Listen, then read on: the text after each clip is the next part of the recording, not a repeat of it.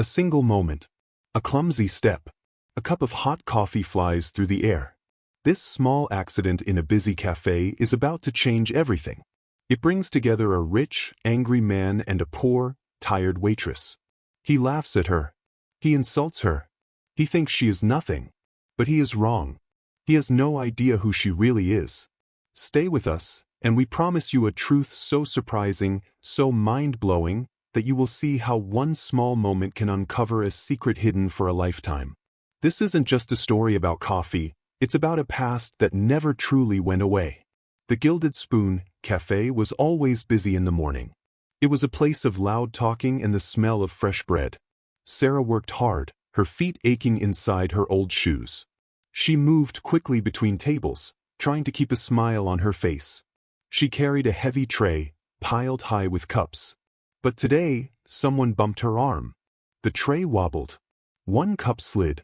It fell, splashing dark, hot coffee all over the clean, expensive suit of a man sitting alone. The man was Mr. Harrison. His face turned red with anger, and his voice boomed across the room, making everyone stop and stare. This man, Mr. Harrison, was known everywhere. He was the boss of a huge company, a man who got everything he ever wanted. And this young woman, Sarah, was just trying to survive. She was trying to earn enough money to take care of someone she loved very much. Their worlds were so different. If you have ever felt small, or unseen, or known the struggle to keep going, perhaps you see a part of yourself in Sarah. We tell stories for people like you. If her story touches your heart, maybe you could follow our channel so we can keep sharing them. Mr. Harrison stood up slowly. The dark stain spread across his light gray suit. He didn't shout again. He spoke in a low, cold voice that was much worse. "Look what you did," he hissed. Sarah's face was white. I'm so sorry, sir. It was an accident." He laughed, a short, cruel sound. "An accident? Or are you just too clumsy to do this simple job? People like you can't even carry a cup." Sarah trembled, her eyes filling with tears as he watched her, enjoying her fear. This is the moment where everything begins. A moment of shame, a moment of cruelty. But it is also the start of a mystery. If you feel that pull, that need to know what happens next, to see where this dark path leads, please think about subscribing. It helps us more than you know, and it means you won't miss the incredible truth we are about to uncover together. Mr. Harrison did not move for a long time. He just looked down at the dark, wet stain on his light gray suit. The coffee was hot, and he could feel the sting on his skin, but the anger was hotter. The whole Gilded Spoon Cafe went completely quiet. No one spoke. No one stirred. All eyes were on this powerful man and the small, shaking waitress. Sarah stood frozen, her empty tray still in her hands. She wanted to disappear, to run away, but her feet felt like they were glued to the floor. The silence felt heavy, like a thick blanket. This suit was expensive. It cost more than Sarah would make in 3 months. Mr. Harrison had a very important meeting this morning. He was going to meet people who could make him even richer. Now, he looked ridiculous. He looked messy. And it was all because of this girl. He didn't see her scared face. He didn't see her tears. He only saw his ruined suit and his ruined morning. He felt a cold, hard anger build inside his chest. He would make her pay for this. He would make her feel as small as she had made him look. He finally looked up. His eyes were cold, like chips of ice. He looked right at Sarah, and she felt like she was shrinking. "Do you have any idea," he said, his voice quiet but sharp, "what you have done?" Sarah opened her mouth, but only a small squeak came out. I'm so sorry, sir." He smiled, but it was not a nice smile. It was a sneer. Sorry doesn't fix my suit. Sorry doesn't fix my meeting. What good is sorry from someone like you?" His words hit her like stones, one by one. Sarah could feel tears burning in her eyes. She blinked fast, trying to hold them back. She would not cry. Not here. Not in front of him. "Please, sir," she whispered, her voice trembling. It was an accident. I can get a cloth. I can try to clean it." He let out a loud, barking laugh. The sound made everyone in the cafe jump. "Clean it," he boomed. "Huh? You think you can fix this? You can't even carry a coffee cup. How did you even get this job? You are completely useless." Everyone was watching. The other waiters and waitresses stood perfectly still, afraid to move. The customers at their tables stared. They felt bad for Sarah, but they were also afraid of Mr. Harrison. He was a lion and she was a small mouse. No one dared to step in. No one dared to say a word. They just watched as this rich, powerful man tore down this young woman, piece by piece, with his cruel words. Sarah felt all their eyes on her. It was like being on a stage, with a bright, hot light shining on her shame. Sarah's manager, Mr. Henderson, finally rushed over. He was a nervous man with a sweaty forehead. He ran to Mr. Harrison, ignoring Sarah completely. "Mr. Harrison, sir, I am so sorry. Please, on behalf of the entire cafe, we are so terribly sorry. Your meal is free. Everything is free, of course." Mr. Henderson was bowing and smiling, trying hard to please the angry sea. He pulled a white handkerchief from his pocket and started dabbing at the stain on Mr. Harrison's suit, making things look even worse. Mr. Harrison swatted the manager's hand away like he was a fly. "Get off me," he snarled. He didn't even look at Mr. Henderson. His cold, angry eyes were still locked on Sarah. He wanted her to feel this. He pointed a finger right at her face. "You are going to pay for this suit. Do you hear me? I will have this taken out of your paycheck." Sarah's heart stopped. Pay for the suit? That would take her months. She would have nothing left. Nothing for rent.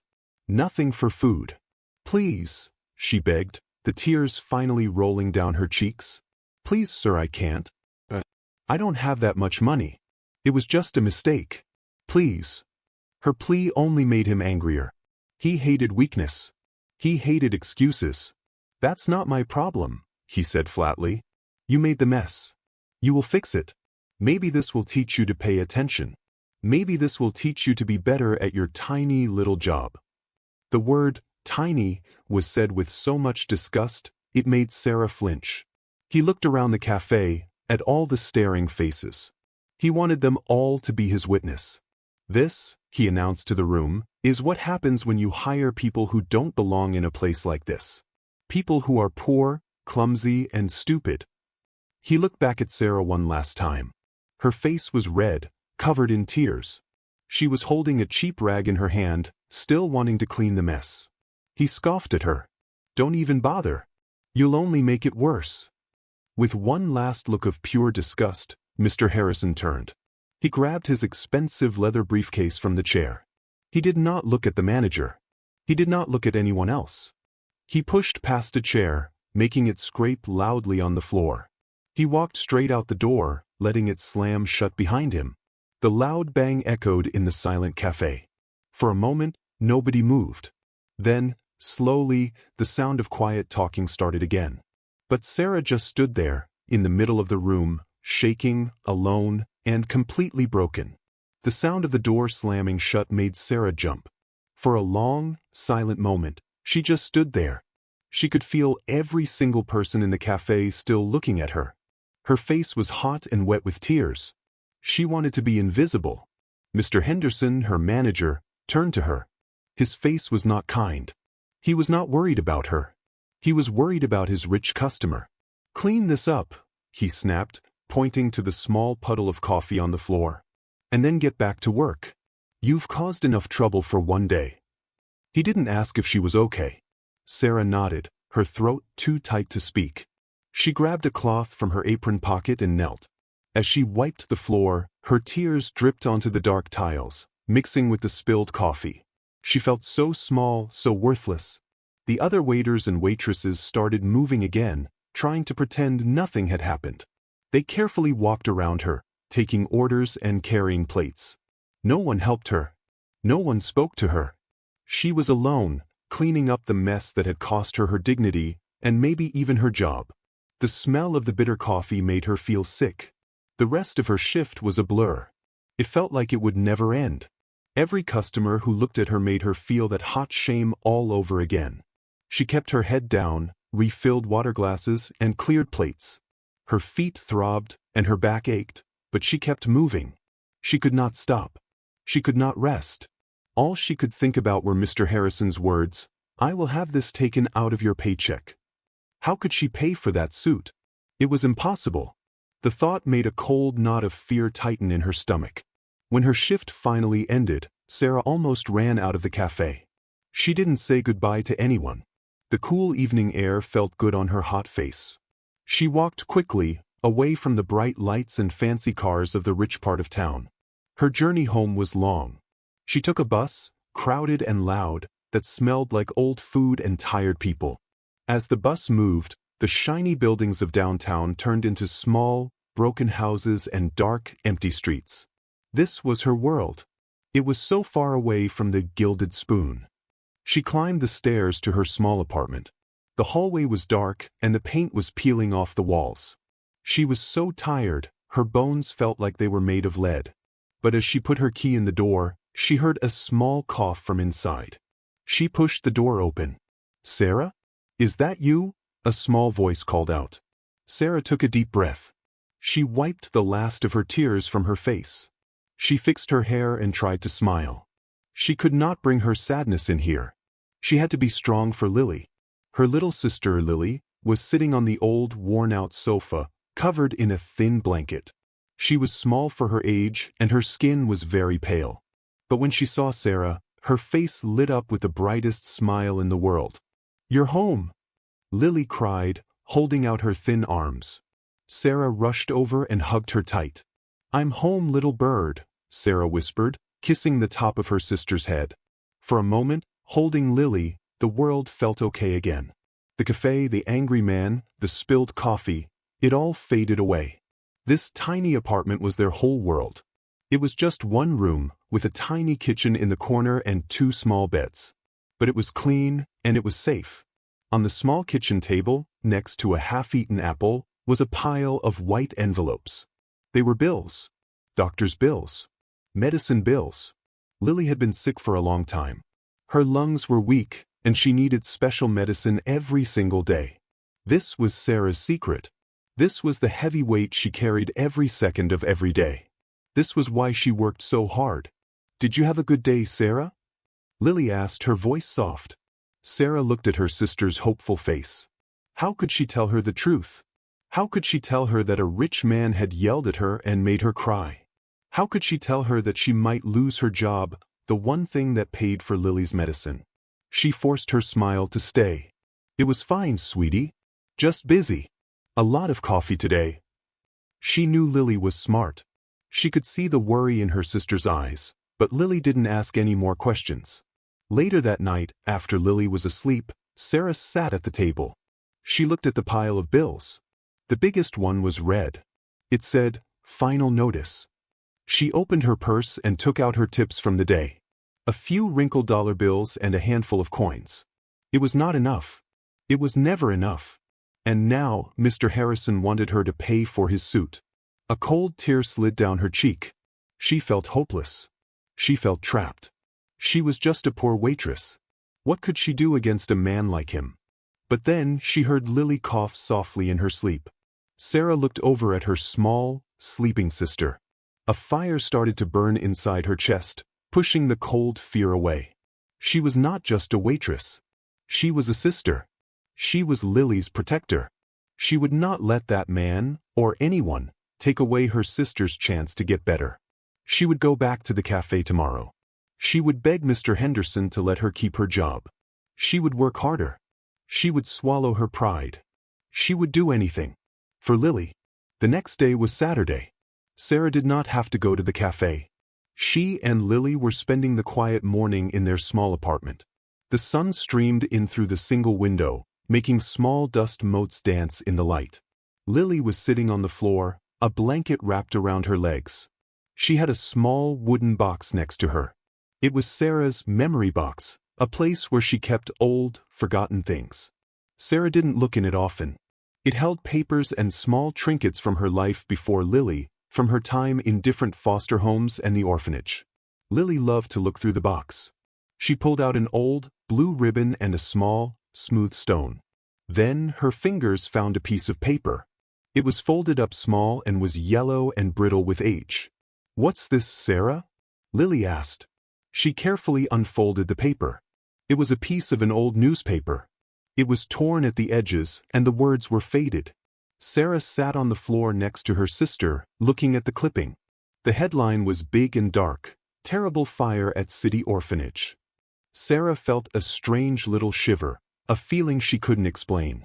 She took the clipping from Lily's small hands. She remembered the orphanage. She had been there for a little while, a long, long time ago. She was very young, just a little girl, before Lily was born. Her memories of that place were fuzzy, like an old dream. She remembered a big, brick building, a playground with one swing, and a kind woman who sang songs. But she also remembered being scared sometimes, especially at night. This newspaper clipping was about that place. It was about a fire that had happened there. Sarah started to read the small words. The article talked about a scary night. A fire had started in the kitchen. The children were all asleep. It said everyone got out safely, thanks to the quick work of the staff. But the building was badly damaged. The children had lost everything. The story was sad, and Sarah felt a pang in her chest for those children, even though she knew she had been one of them.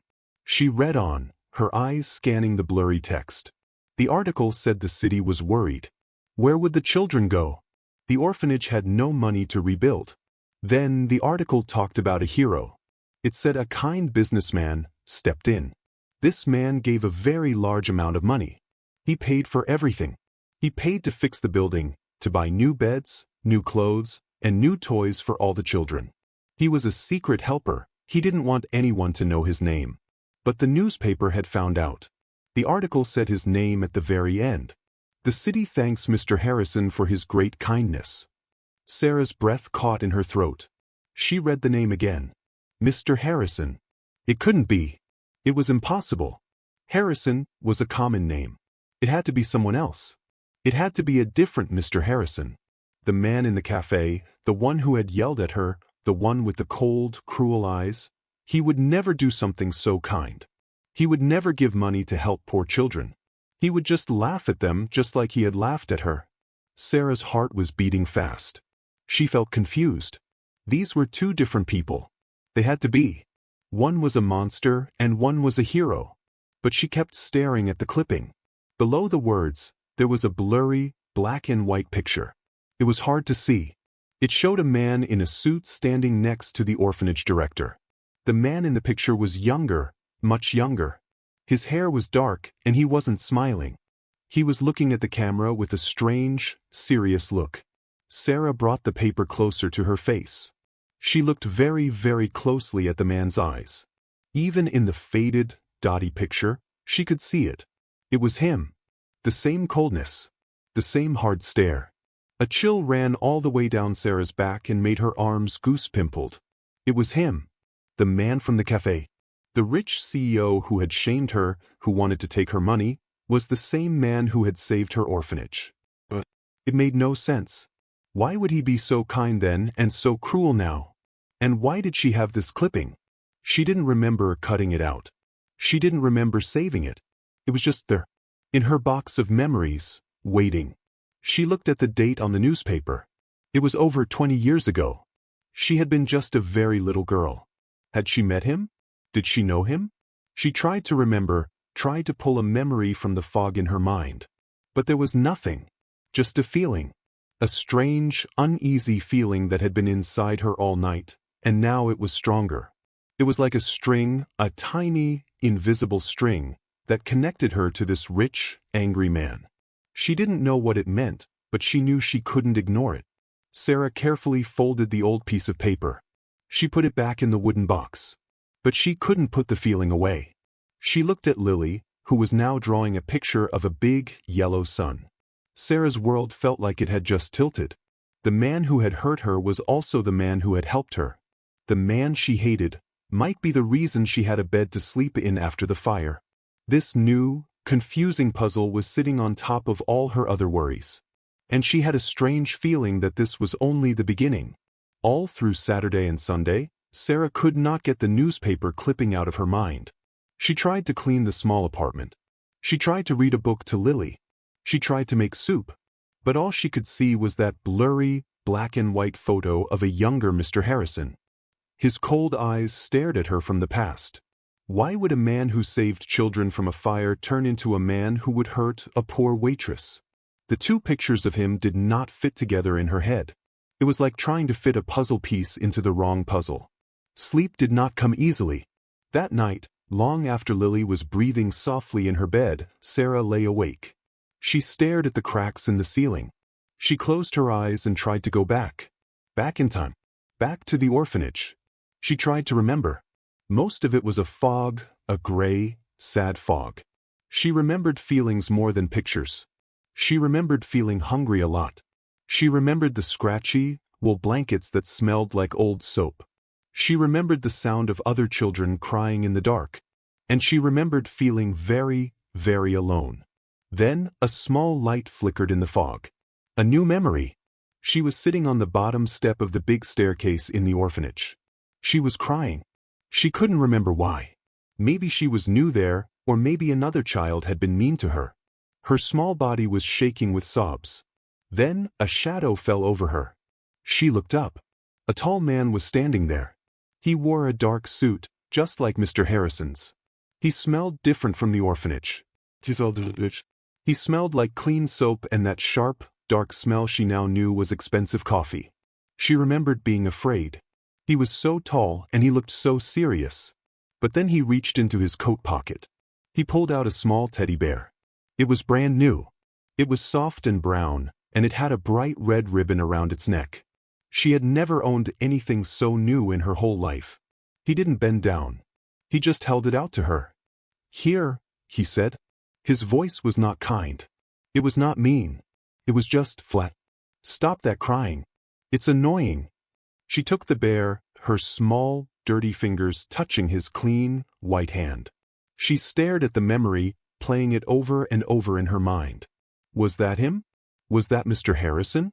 It must have been. He was the only rich man who ever came to visit. She tried to remember his face from that day, but it was blurry. She just remembered his big, shiny, black shoes. They looked so clean on the dirty orphanage floor. And she remembered that bear. She wondered, with a sudden ache in her heart, whatever happened to that bear. She must have lost it when she moved to another foster home. The man in her memory didn't seem kind. He hadn't smiled. He hadn't patted her on the head. He had given her a gift, but he had also called her annoying. This was just as confusing as the newspaper. He was a man who did a kind thing, but in a cold, empty way. This felt more real. This felt more like the Mr. Harrison she had met. A man who might give away money, but not because he cared. Maybe he did it for some other reason. A reason she couldn't understand. She thought about the orphanage director, Mrs. Gable. She was a large woman who was always sighing. Sarah remembered that when the benefactor was coming to visit, everyone would panic. Mrs. Gable would run around, telling the children to wash their faces and comb their hair. "He is coming. He is coming. Look perfect. Do not speak unless he speaks to you. And for heaven's sake, do not touch him."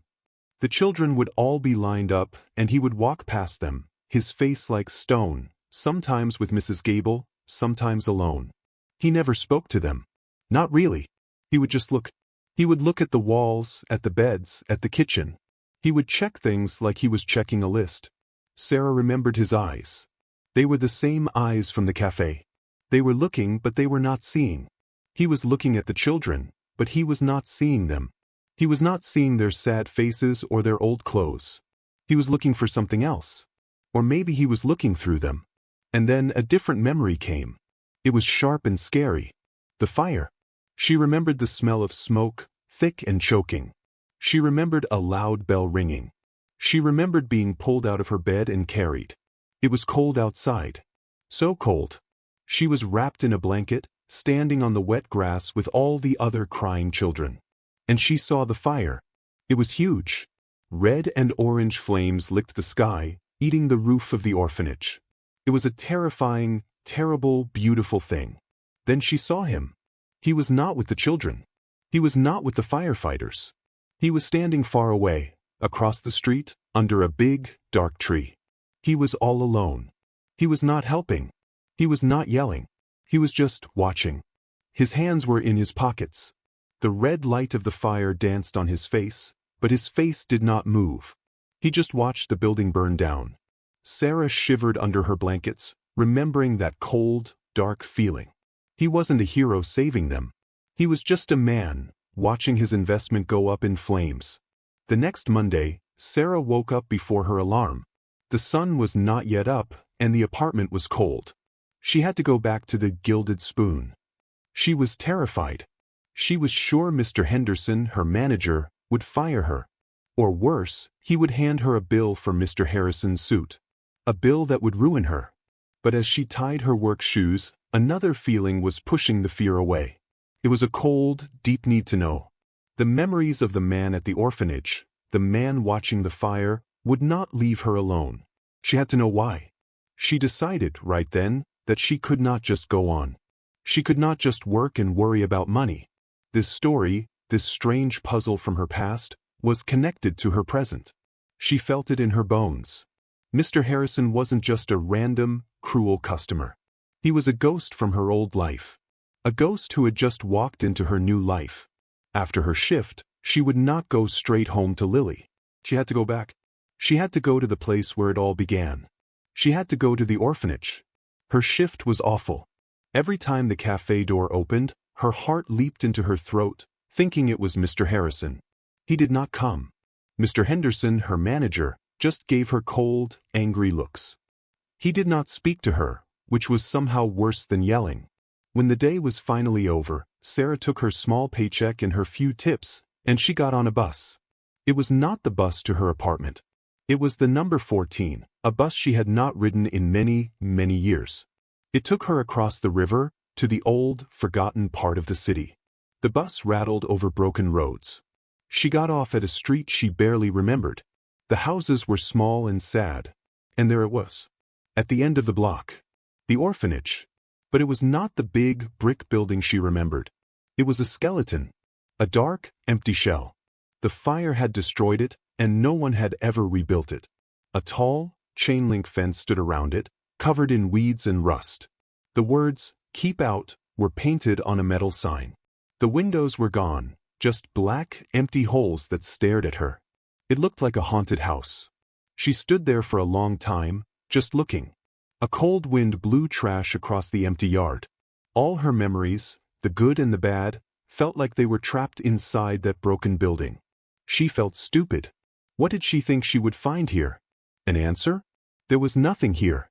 Just bricks and sadness. She was about to turn around, to go home to Lily.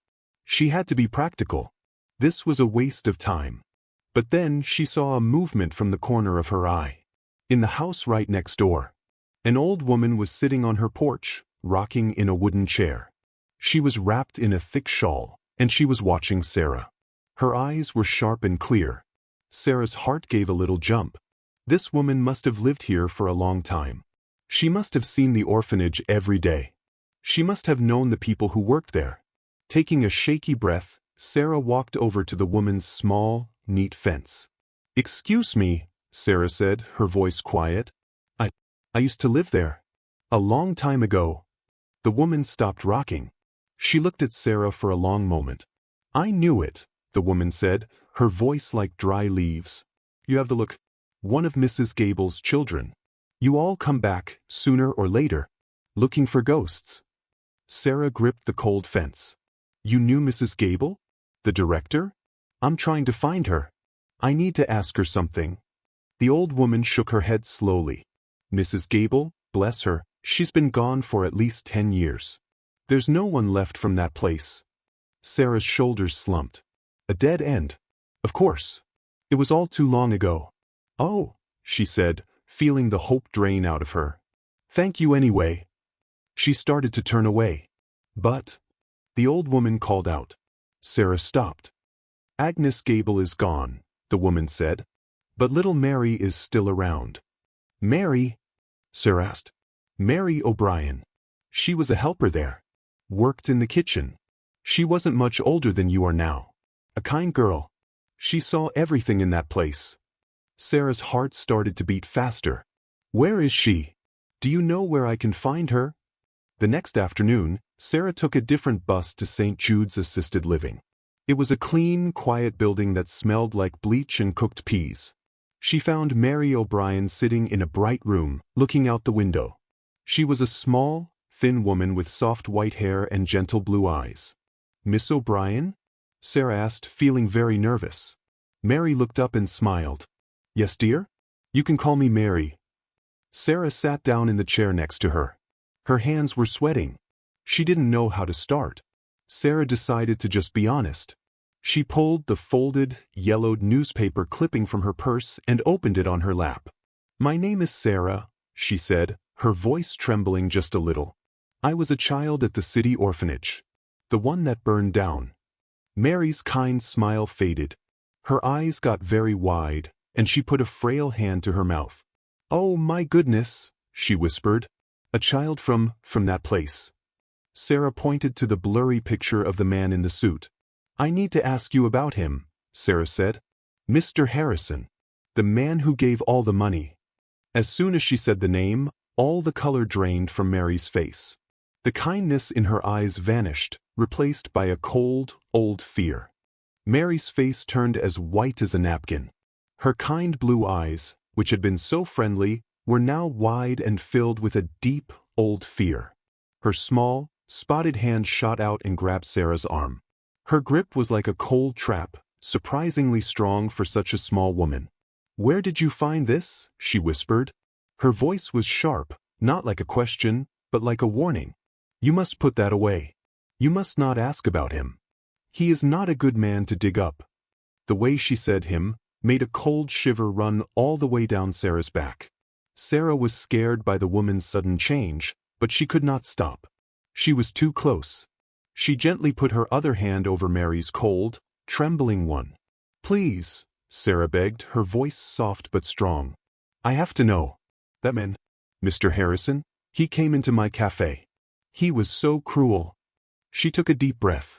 "I was a child in that orphanage. I was there during the fire. I don't understand how the man who saved us could be the same man who hurt me. Please, Mary. You're the only one who can tell me." Mary looked away from Sarah. She stared out the window at the sunny garden, but her eyes were seeing something dark and long ago. "We were all told to be quiet," Mary said, her voice a low hum. "Mrs. Gable, the director, she made us promise. He was a very powerful man even then. He gave us so much money." She shook her head. "But it was not a gift, dear. It was a payment. He was looking for something. He was like a dark cloud that came over our house. We were all so afraid when he visited." Sarah leaned in, her heart hammering against her ribs. Looking for what? What could he be looking for in an orphanage? Mary turned to look at Sarah. The fear was still in her eyes. "A child," she whispered, and the word hung in the air. "He was not checking the building. He was checking the children. He was searching." Sarah's mind raced. "He was looking for one of the children?" Mary nodded. "Yes. Every month he would come. He would walk up and down the halls. He would stare at every little face, especially the new ones. He was hunting for someone." "But why?" Sarah asked. "Who was he hunting for?" Mary hesitated, as if saying the words was dangerous. "To the kitchen staff, we would talk. We had our stories. The story was that he had a sister, the baby sister. Their parents died when he was a young man. He was sent to a rich school. But the baby girl, she was sent away. To a place like ours. To an orphanage. And he lost her. He spent years trying to find her, but he could never find the right place." Sarah tried to understand. A lost sister. But if he was so rich, why couldn't he just find her? Why was it so hard? Mary shook her head slowly. "The world was different then, dear. And the fire." Sarah's stomach went cold. "The newspaper said the fire was an accident. In the kitchen." Mary O'Brien let out a short, hard laugh. It was a cold sound. "I worked in that kitchen every day," she said, her voice hard as stone. "The stoves were old, but they were safe. That fire was not an accident." Sarah felt like she couldn't breathe. "What are you saying?" Mary leaned closer, her eyes blazing with the old secret. "I am saying that the fire did not start in the kitchen. It started in the records room, in Mrs. Gable's office, where all the papers were kept, every child's file, where they came from, who their parents were, everything. Sarah's mind spun. The fight, it destroyed all the records. It stopped him from finding his sister. Yes, Mary said, nodding. He couldn't find her if there was no paper to prove who she was. Sarah remembered her own foggy memory. The man standing under the tree, watching the fire. Not helping. Just watching. He came the day after the fire, Mary whispered. I saw him. He was standing right where you remembered, under that old tree. He wasn't crying. He looked empty. Defeated. He had lost. After that, he gave all the money to rebuild. But it was like a tombstone. He stopped coming. He stopped looking. It all made a terrible, sad sense. He was a man who had lost his only family. Did you ever see the girl he was looking for? Sir asked. Mary's face softened. Mrs. Gable was not a good woman. She was hard. She took his money. I think she knew the girl was there and she hid her from him. She closed her eyes, trying to remember. There was one little girl. She came to us just a month before the fire. She was so tiny, so sick. Mrs. Gable kept her in her own office, away from the other children. She said the girl needed quiet, but it was strange. She was special. A buzzing sound started in Sarah's ears. A special girl? She asked, her voice barely a whisper. What was her name? Do you remember her name? Mary's eyes were still closed. It was a flower name, she murmured. So pretty. Not Rose, not Daisy. I remember, because Mrs. Gable would sing it to her. Mary's eyes snapped open. She looked right at Sarah, her face pale. Oh, I remember now. It was Lily. Her name was Lily. Sarah felt the world tilt. The bright, sunny room in the nursing home suddenly felt cold. Lily, she repeated, the name a small, broken sound. Her name was Lily? Mary O'Brien just nodded, her old eyes filled with a sad, deep pity. Yes, dear. A beautiful little thing. She was gone right after the fire. Mrs. Gable said a good family adopted her. She said it was a happy ending. But I never believed her. I think she sold that baby. Sarah's mind was spinning so fast, she felt dizzy. She stood up, her chair scraping on the floor. Thank you, she whispered. I have to go. She ran from the nursing home. She ran all the way to the bus stop, her heart hammering like a drum. Lily, Lily, Lily. The name echoed in her head with every step. It couldn't be true. It was a different Lily. It had to be. Her Lily was her sister. They had parents. Didn't they? Sarah tried to remember. Her memories of her parents were like an old, faded photograph. A woman's smile. A man's rough hand. But it was also thin. She was in the orphanage. Then she was in foster care. And then Lily came. She remembered the day.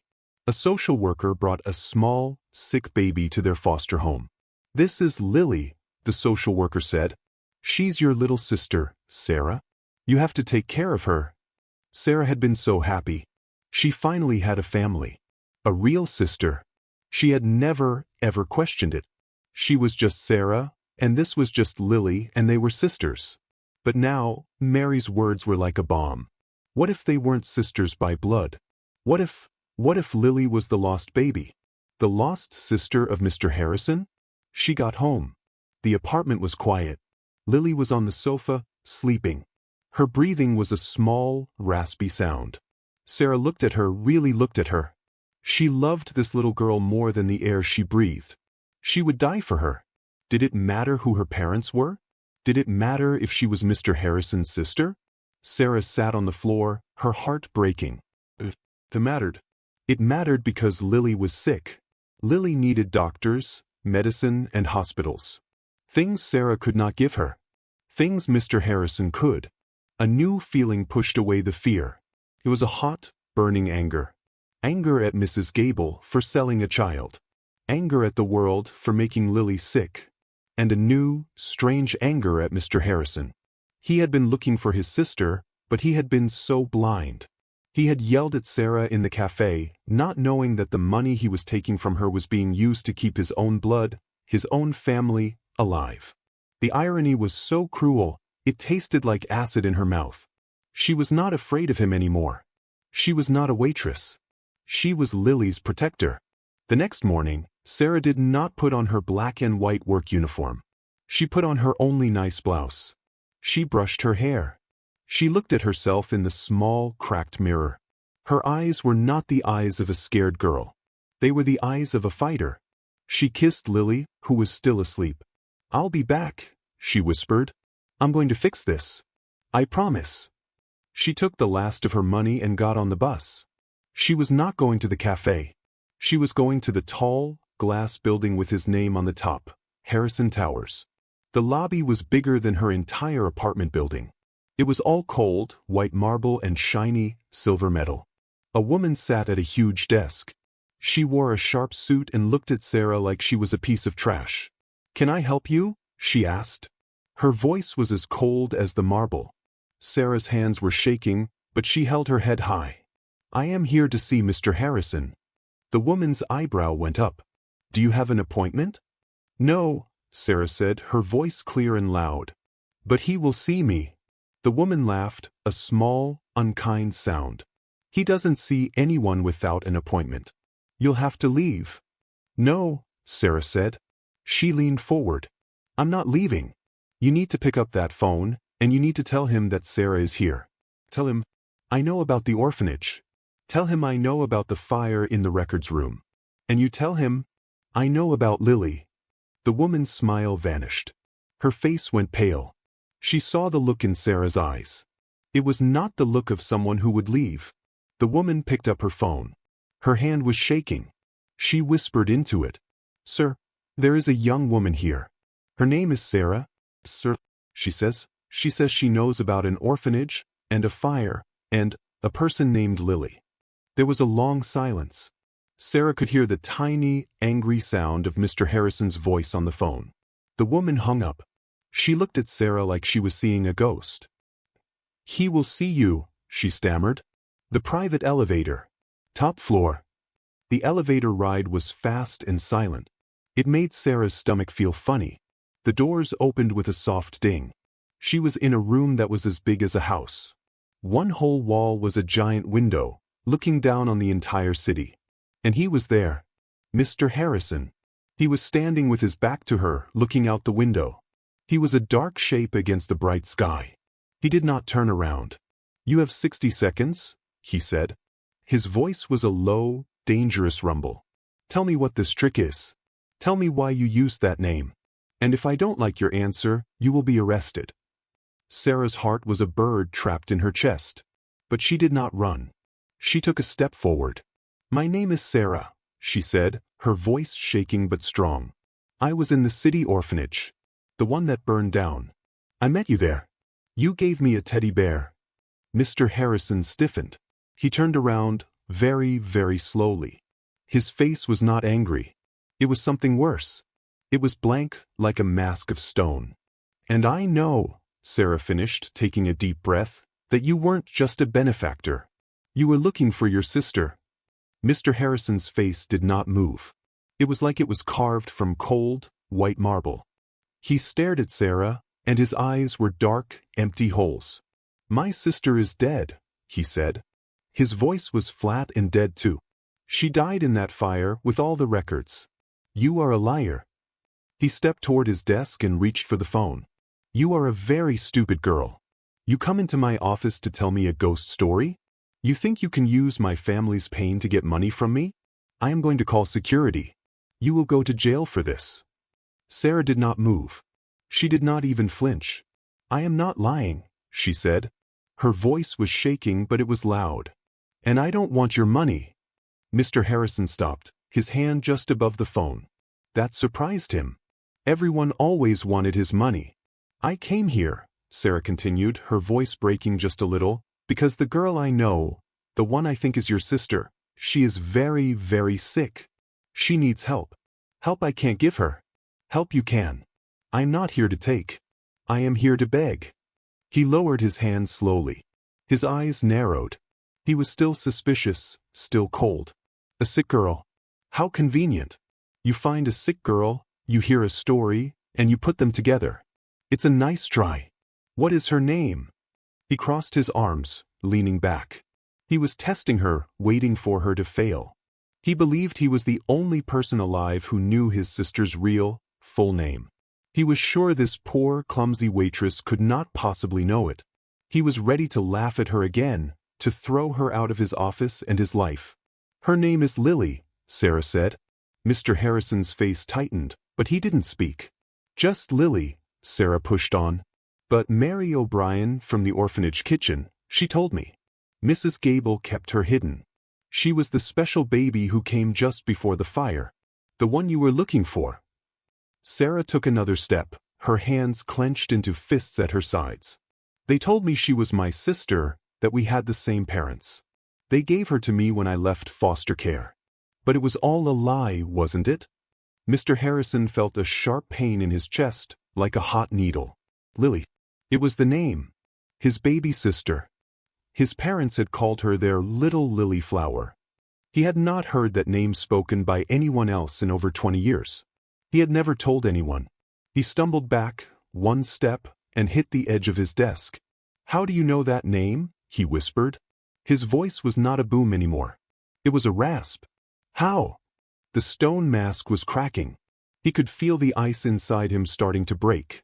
I told you, Sarah said, her own tears starting to well up. She's my sister. The only family I have.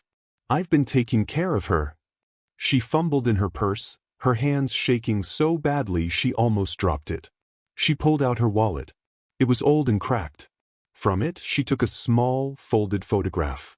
It was a picture of her and Lily, sitting on their old sofa, smiling. This is her. This is Lily.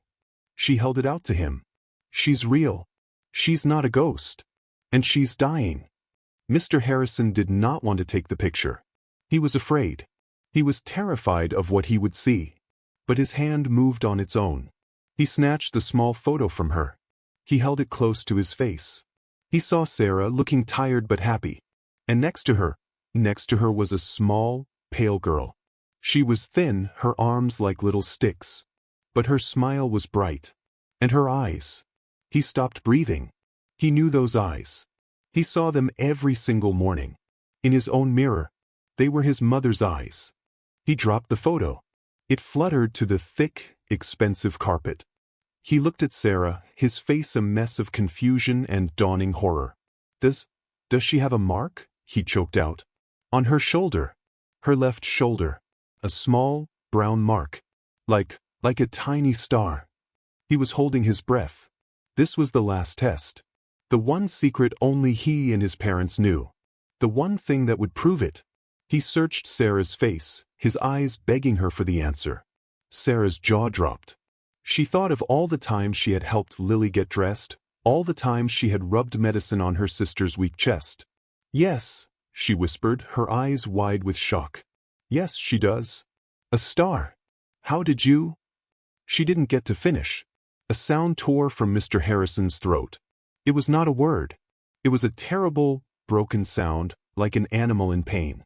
He fell back, not into his chair, but against the glass window. His legs gave out and he slid down to the floor, holding his head in his hands. He was sobbing. Not small, quiet tears, but huge, gasping sobs that shook his whole body. The man in the expensive suit was gone.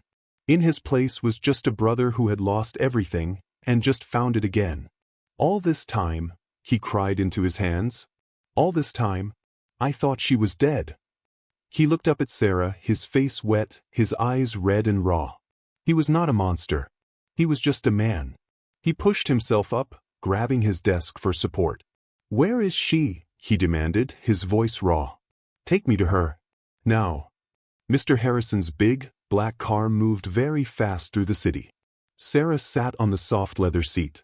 She felt small. Mr. Harrison, this big, rich man, was sitting next to her. He was not shouting. He was not angry. He was quiet. He just stared out the window, his hands shaking. Does she like stories? He asked. His voice was small, like a little boy's. Yes, Sarah whispered. She loves stories about magic and faraway places. He nodded. Me too, he said, so quietly Sarah almost did not hear him. The car left the tall, shiny buildings and went to the old, broken streets where Sarah lived. They climbed the dark stairs to her apartment. The air smelled like old food. Mr. Harrison stopped at her door. His hand was on the doorknob, but he did not turn it. He was afraid. He was about to see a ghost. He was about to see the sister he thought was gone forever. He looked at Sarah, his eyes full of fear. Sarah put her hand on his arm. It's okay, she said. She's just Lily. Sarah opened the door. The little room was clean. Lily was on the old sofa. She was drawing a picture of a yellow sun. She looked up, her big, bright eyes curious. Sarah? Who is that? Mr. Harrison could not breathe. He saw her. She was so small, so thin. But her eyes, they were his mother's eyes. He saw them every morning in his mirror. He stared, frozen. He saw the collar of her little shirt was crooked. And peeking out on her left shoulder was a tiny, perfect brown mark. It was shaped just like a star. It was real. She was real. He had found her.